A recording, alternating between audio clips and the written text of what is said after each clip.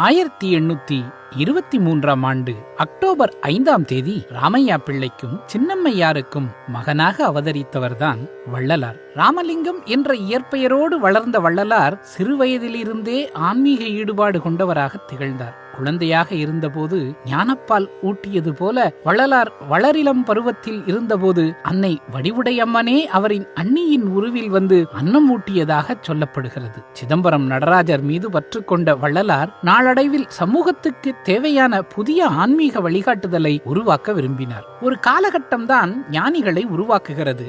நம் பாரத தேசம் வள்ளலார் வாழ்ந்த காலத்தில் அந்நியர் ஆட்சியில் அடிமைப்பட்டு கிடந்தது. சுதந்திரம் மட்டும் பிரச்சனையாக இல்லை, சாமானியர்கள் வாழ்வது கூட பிரச்சனையாக இருந்தது. 19ஆம் நூற்றாண்டில் மட்டும் இந்தியா முழுவதும் 9 மாபெரும் பஞ்சங்கள் தோன்றின. உண்ண உணவின்றி மக்கள் கூட்டம் கூட்டமாக செத்து மடிந்தனர்.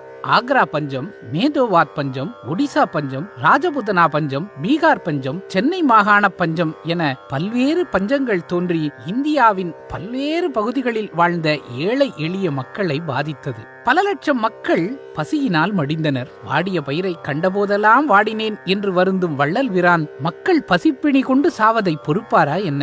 உண்ண உணவின்றி மக்கள் சாவதை அனுமதிக்கும் ஆட்சியை கருணையிலா ஆட்சி கடிகி ஒழிக என்று பாடினார். தன் ஆன்மீக வாழ்வின் பொருளாக பசிப்பிணி தீர்ப்பதையே கொண்டார். அதையே பேரறமாகவும் உபதேசிக்க தொடங்கினார். நாடு முழுமையையும் ஆட்டிப்படைக்கும் பசியரக்கன் தான் வாழும் தமிழ் நிலத்திலும் கால் பதிப்பானோ என்று அஞ்சினார். அதுவே அவரது ஆன்மீக வாழ்வின் பாதையை புதியதாக மாற்றியது. பசி தவிர்ப்பதே முக்கியம், அன்னதானமே பிரதானம், பழங்கஞ்சி ஆனாலும் வழங்குவது நன்று என்பதை தன் உபதேசமாக மாற்றினார் ராமலிங்க அடிகளார். போகும் இடமெல்லாம் அன்னதானத்தின் மகிமையை எடுத்துரைத்து வந்தார். மனிதர்கள் இறந்த பின் உடலை தீக்கிரையாக்குவதில் என்ன பயன்? அதை கழுகுகளுக்கு இரையாக்கினாலாவது பலன் என்று சொல்வது மனித வாழ்வின் உடலும் பிற உயிர்களுக்கு பயனுள்ளதாக இருக்க வேண்டும் என்பதன் நீட்சியாகவே கருத முடியும்.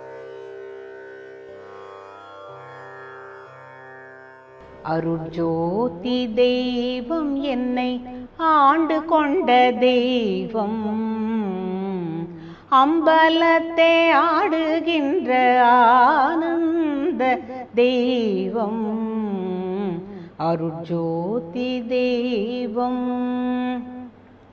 பொருட்சாரும் மறைகள் எல்லாம் போற்றுகின்ற தெய்வம், போதாந்த தெய்வம், உயர் நாதாந்த தெய்வம், அருட்ஜோதி தெய்வம் என்னை ஆண்டு கொண்ட தெய்வம்.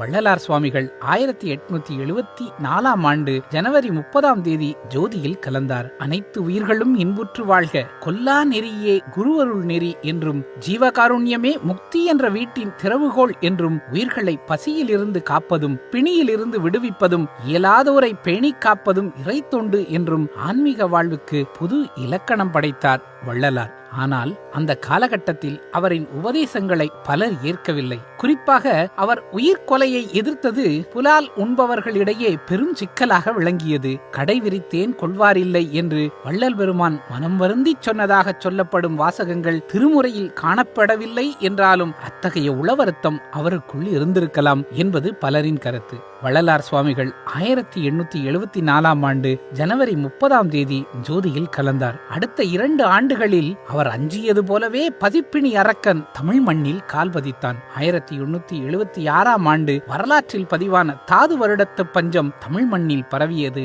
தருமமிகு சென்னை என்று வள்ளலாரால் போற்றப்பட்ட சென்னை மாகாணத்துக்குட்பட்ட பகுதிகளில் லட்சக்கணக்கான மக்கள் உணவின்றி இறந்தனர். உண்டி கொடுத்தோர் உயிர் கொடுத்தோரே என்பது காப்பிய மொழி. வள்ளலார் தன் வாழ்க்கை முழுமையையும் பசிப்பிணி போக்குவதற்கே செலவிட்டார். கிராமப்புற நாகரிகமான விவசாயங்கள் குறைந்து நகர்மயமாகி வரும் இந்த நாளில் உணவின் தேவையும் அதை அனைவருக்கும் பொதுவாக்க வேண்டிய தேவையும் அதிகரித்து வருகிறது.